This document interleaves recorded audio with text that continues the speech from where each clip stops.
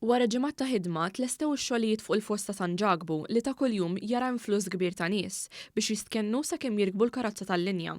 Dan il-proġett sar realtà permezz ta' investiment ta' 400,000 euro u se jipprovdi ken permanenti permezz ta' numru ta' shelters.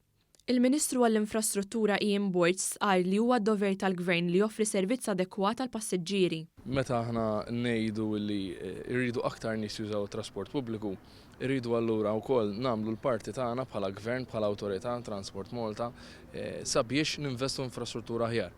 Ħalli min qiegħed iħalli l-karozza d-dar u jivvjaġġa b'tal-linja isib servizz illi jkun effiċjenti u komdu.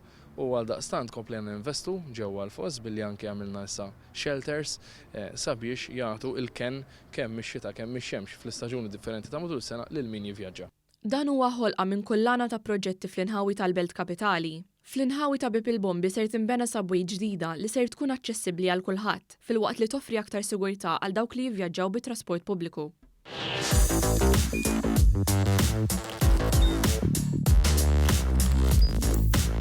Idħol fuq one.com.mt u hemmhekk tista' tara l-programmi kollha li jxandru fuq One permezz ta' One Play.